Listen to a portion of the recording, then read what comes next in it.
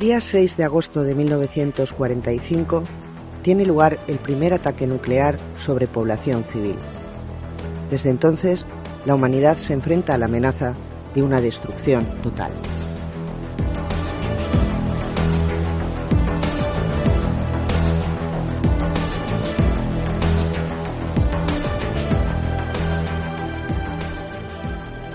Siempre nos hablan de la Guerra Fría en clave de conflicto, geopolítica y élites diplomáticas que marcan el rumbo de la historia.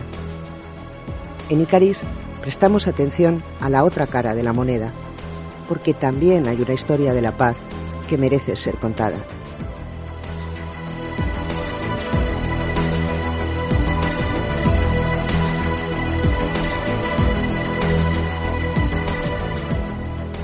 En todo el mundo, movimientos de protesta lucharon contra la escalada militar.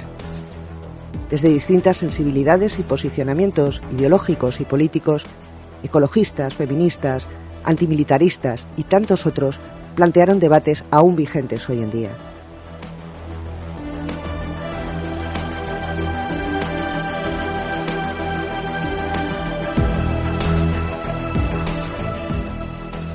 En este podcast, los días 6 de cada mes te hablamos de historia, pero también de actualidad, de los significados cambiantes de la paz y de la importancia en la política de la acción ciudadana. Acompáñanos y te lo contaremos.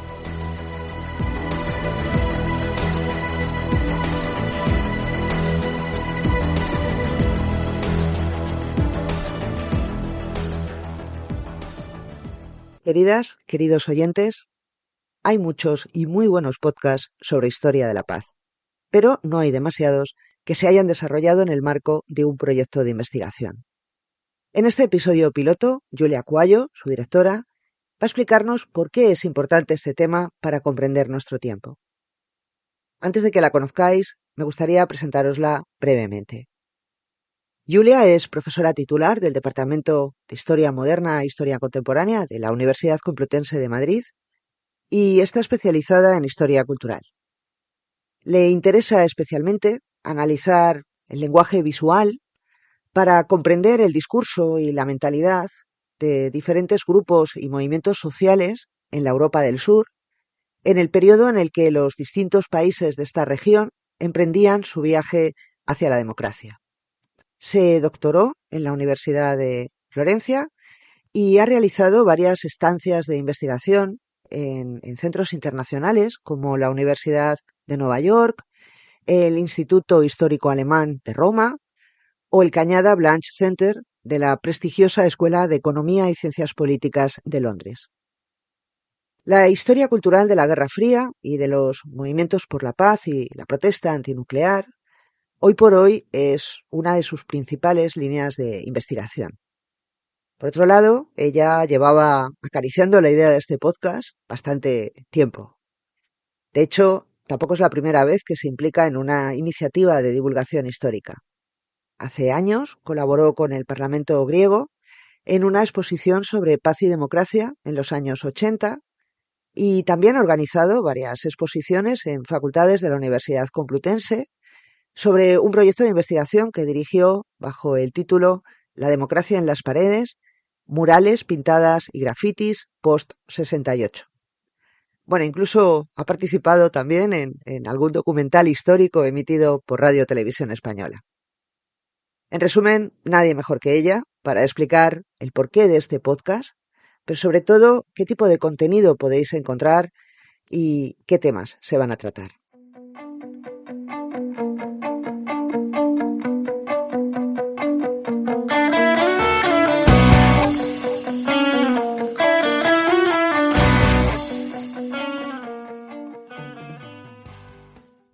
En la etapa actual histórica también que estamos viviendo, como todo el mundo ya se ha dado cuenta, ya la guerra no es un fantasma del pasado, sino más bien, y desafortunadamente añadiría, algo tristemente recurrente. Pensemos en lo que está pasando en Ucrania, lo que está pasando en Gaza. Por lo tanto, yo creo que hoy es muy importante reflexionar sobre la historia de la paz y este tipo de actividad puede tener también una dimensión educativa muy importante. Además, como ha explicado el historiador británico Hobsbawm en su libro sobre la historia de la paz, el mundo entero nunca estuvo en paz desde 1914 y no está en paz, por supuesto, ahora. Es decir, las dos guerras mundiales, la Guerra Fría, dominaron el siglo XX, generando la idea de que la paz fuese posible únicamente a través de la amenaza de la guerra. Por lo tanto, como historiadores e historiadoras, tenemos que entender estos procesos y tratar de difundirlos en la sociedad. Además, hay otro aspecto importante. La mayoría de las publicaciones históricas sobre Europa y sobre la contemporaneidad de Europa en el siglo XX se han enfocado en la historia de las guerras, de los conflictos, prestando mucho menos atención relativamente a las prácticas de peace building, es decir, de construcción de las paz. ¿Eso por qué? Porque es evidente que para los historiadores y las historiadoras es muy complejo dar un sentido al concepto de paz y definir qué es la historia de la paz.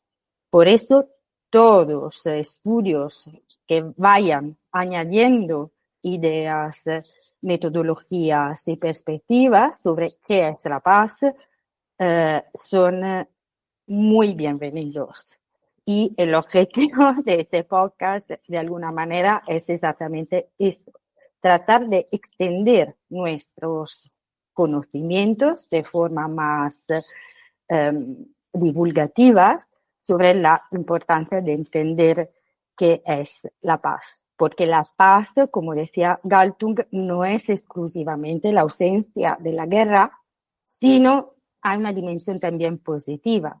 Es decir, la paz se conecta a la justicia social y a la ausencia de formas de violencia indirectas. Julia, ¿y cuándo comenzaste tú a trabajar con este tema? ¿Y por qué decidiste dedicarte a ello? Empecé a estudiar todas estas cuestiones durante mi postdoc en la Universidad de Sheffield, en Reino Unido. Como sabéis, en Reino Unido hay una tradición muy larga de estudios sobre la paz. Si pensemos en la segunda mitad del siglo XX, la Campaign for Nuclear Disarmament, la campaña por el desarme nuclear, justo empezó a tomar forma en Reino Unido. Entonces, con respecto a otros países europeos y de Europa Occidental, hay una historiografía también y unos estudios que podemos definir más consolidados. Y en Sheffield tuve el enorme placer de ser parte de un proyecto liderado por Benjamin Seaman, Irini Caramuzzi y María Grasso sobre la dimensión democratizadora y la función democratizadora de los movimientos por la paz en Europa del Sur, es decir, en España, en Italia, en Grecia y Portugal. Entonces, de esta manera pude enlazar mis estudios anteriores sobre los procesos culturales de la transición a la democracia en España con una perspectiva más desde abajo conectada a los conceptos de paz y cómo la idea de paz también es parte del proceso de transición y consolidación democrática en España.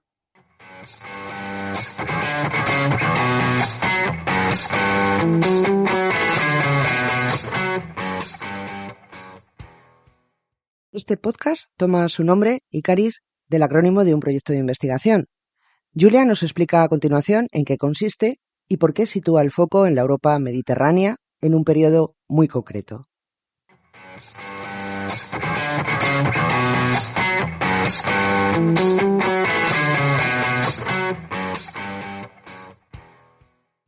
Icaris es ese proyecto financiado por los fondos de consolidación investigadora y la Unión Europea y tiene esta función, es decir, tratar de analizar los marcos culturales de esas protestas por la paz a finales de los años 70 y principios de los años 80. Antes quiero dar un poco de contexto a nuestro público, porque eh, digamos, como todos los movimientos sociales, hay varias olas de protestas y también el caso de las movilizaciones por la paz no es diferente.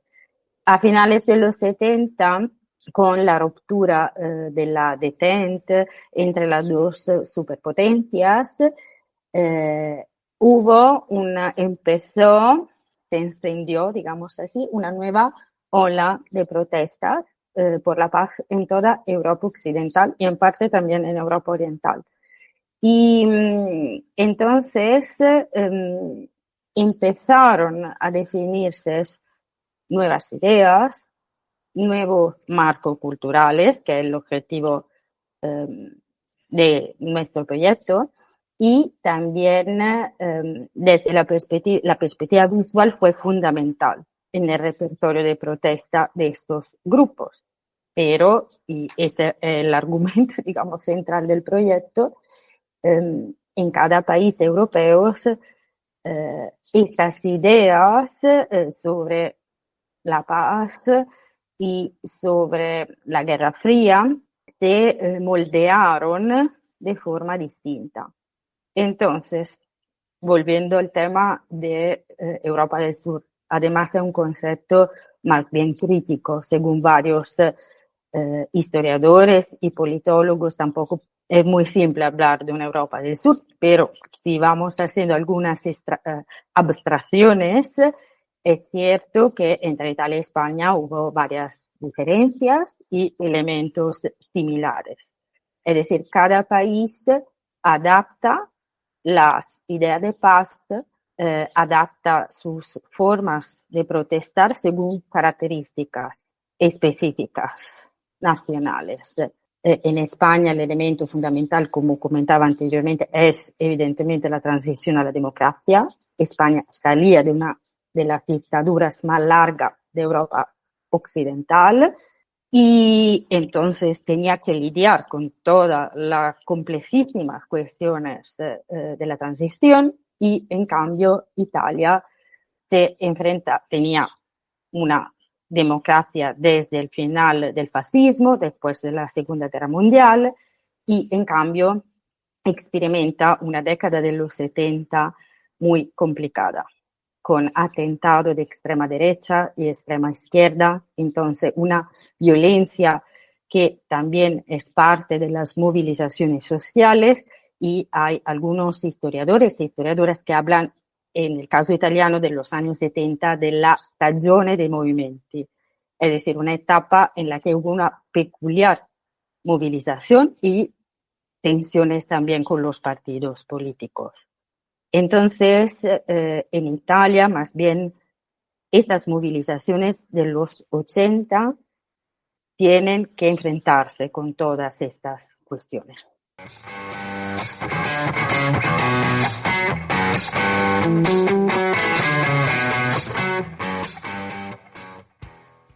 Y una pregunta, en todos estos años, bueno, tú has tenido ocasión de conocer a mucha gente, a muchos investigadores y también a muchos activistas. ¿Hay alguna anécdota, alguna experiencia, alguna situación que te haya impactado especialmente y que nos quieras contar? Sí, yo creo que como historiador de estas cuestiones, y seguro saldrá también en nuestro proyecto, es muy complicado y poner en relación también la historia con el activismo. Entonces, la mayoría de las anécdotas que tengo es la versión distinta que tienen, digamos, los historiadores y las historiadoras con respecto a los activistas y las activistas en relación a procesos de protesta, movilizaciones. Es decir, que en buena parte de los estudios de los movimientos sociales, una parte importante, muy importante, de gran utilidad y proficua, ha sido producto de los activistas y las activistas, que sin embargo tienen una perspectiva muy conectada a su experiencia vital. Entonces hay posiciones a veces enconadas entre historiadores y activistas. Y también sería muy interesante reflexionar sobre cómo el activismo influye en los historiadores, porque los historiadores, porque evidentemente somos personas que vivimos en una época y tenemos nuestras ideas, como explica la así llamada ego-historia. Y entonces todas estas cuestiones yo creo que son muy interesantes para reflexionar sobre qué quieres decir a historia de un movimiento social. Y luego, para acabar con tu pregunta, otro elemento importante es, y anécdota, es esta relación complicada que a veces se puede leer en las entrevistas que realicé a activistas entre el concepto de violencia y la idea de paz. Es decir, hay efectivamente muchísimas ideas de que la paz, seguro yo tendré una idea de paz que es bien distinta de la tuya. Y a veces a lo largo de la historia y sobre todo a lo largo eh, de las movilizaciones post años 60, paz y idea de violencia se entremezclaron. Es decir, en algunos casos, algunos activistas no violentos o supuestamente no violentos justificaron como algo justo, es decir, una especie de reelaboración de la idea de paz, eh, la guerrilla, la violencia en algunas circunstancias. Por lo tanto, creo que es muy interesante también este aspecto de las contradicciones y puntos de cruce entre violencia, paz, conflictos, guerrilla y todas estas cuestiones.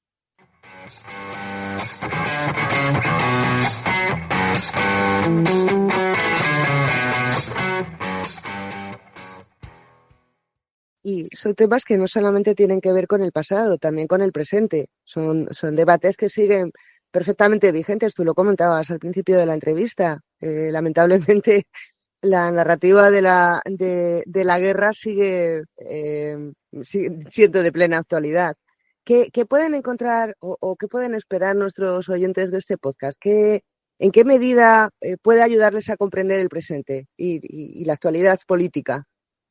Sí, como decía Mark Bloch, creo que y estoy totalmente convencida que toda historia es historia del presente. Es decir, entender qué pasó en el pasado, obviamente no, como podemos verlo todos los días, no sirve para evitar de repetir estos acontecimientos, porque eso es algo imposible. Somos humanos y entonces evidentemente no es algo posible, pero sin embargo nos da las claves, y estoy convencida de eso, de algunos elementos que caracterizan nuestra actualidad. Estudiar los movimientos por la paz, las movilizaciones por la paz, la historia más en general de la paz, nos permite sobre todo entender una cosa muy importante, que es la idea de paz, un concepto que adquiere formas distintas en distintas etapas históricas, en distintos colectivos, se conecta distintas identidades sociales y más aún en espacios. Entonces nos permite conectar con distintos aspectos de la actualidad.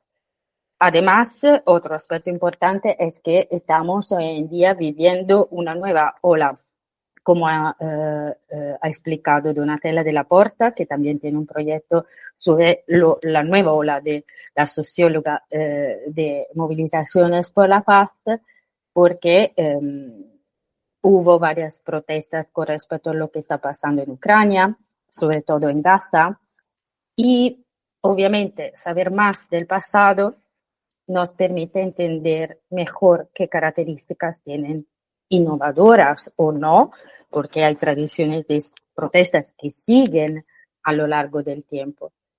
Y otro aspecto importante que quiero subrayar es que estudiar estas dimensiones tiene también una componente cívica muy importante, porque las relaciones internacionales no se realizan exclusivamente desde las altas esferas, desde las élites.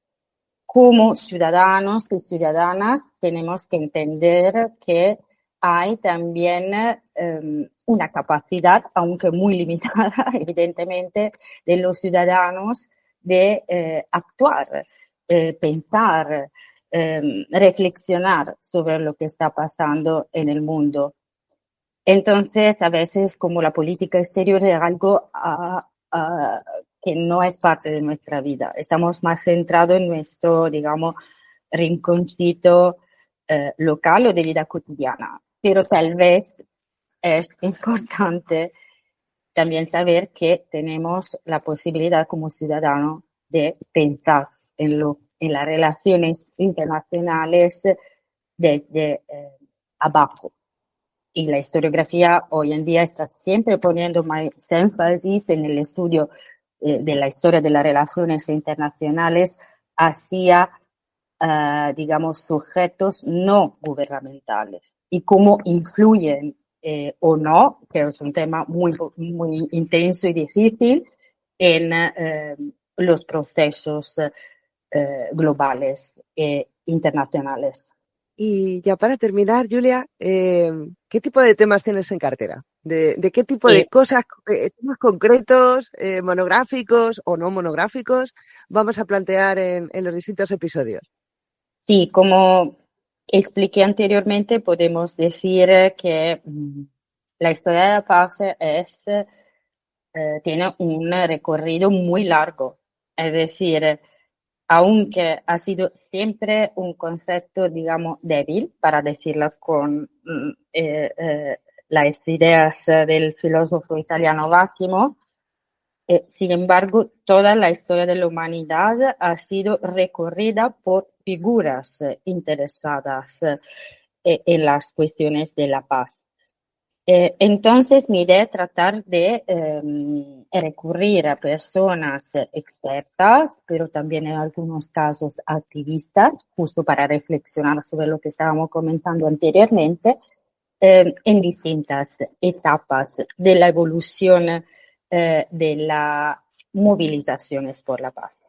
Una parte importante del podcast entonces estará enfocada en tratar de entender por qué en momentos específicos de la historia global del siglo XX las personas de a pie sintieron esta necesidad de protestar por cuestiones internacionales, por definir qué quiere decir estar en paz. Y según hay un consenso entre los historiadores que hay básicamente em, eh, tres etapas principales de la historia de las movilizaciones sociales que, como la entendemos, entre comillas, de forma más similar a la actualidad, empiezan al principio del siglo XIX, como consecuencia también de las reflexiones ilustradas del siglo anterior.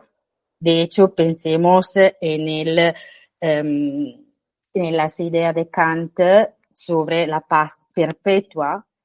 Según Kant, como ilustrado, la paz es el perfeccionamiento moral del ser humano. Es decir, la humanidad está conectada con la civilización y entonces ser civilizados y civilizada implica estar en paz.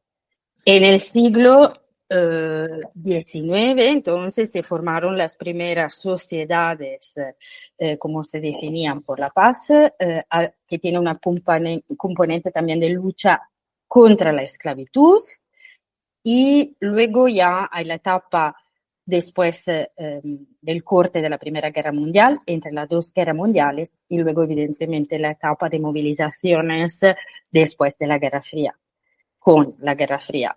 Mi idea, ojalá se pueda realizar, es tener conversaciones con expertos y expertas sobre todas estas distintas etapas de movilizaciones por la paz y tratar de interconectar el tema de la paz con el tema de la democracia, de la democratización, del género, de la importancia, por ejemplo, de las mujeres en esa historia, de la dimensión intergeneracional de las protestas por la paz, con la comunicación de masas, por ejemplo, como en los imaginarios sociales se define la idea de paz con lo visual, el arte, porque hay también un artivismo, así defines, es decir, como artistas se implican en movimientos sociales y entonces el arte se convierte en repertorio de protesta. Todos estos temas.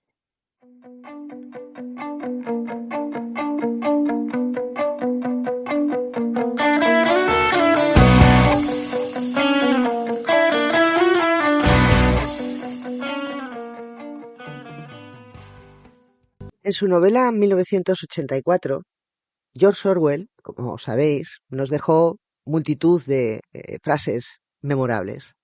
En una de ellas decía algo así como: el pueblo no se rebelará, no levantará la vista de sus pantallas el tiempo suficiente para notar lo que está pasando. Bueno, en este podcast creemos que una forma posible de rebelión es acceder a material interesante también a través de la pantalla, ¿por qué no?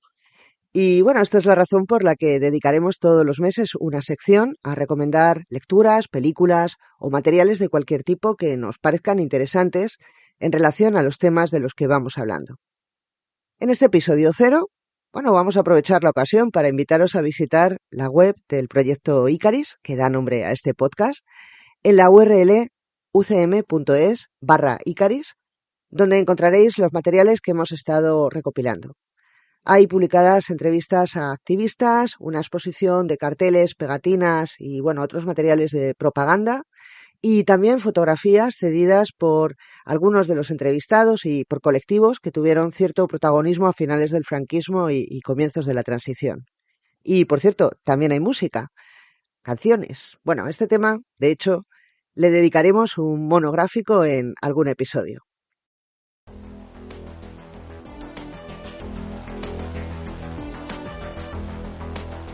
Y hasta aquí el episodio de hoy. Os recordamos que este podcast está vinculado al proyecto de investigación Icaris, imágenes y marcos culturales en los grupos contra la carrera armamentista nuclear en España e Italia, 1979-1989, financiado por el Ministerio de Ciencia e Innovación con fondos Next Generation de la Unión Europea.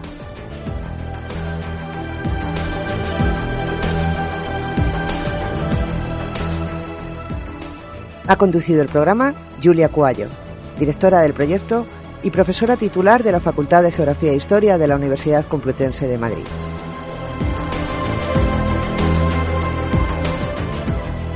Estrenamos oficialmente el próximo 6 de septiembre en iVoox y Spotify y os animamos a suscribiros y a compartir el contenido en redes sociales.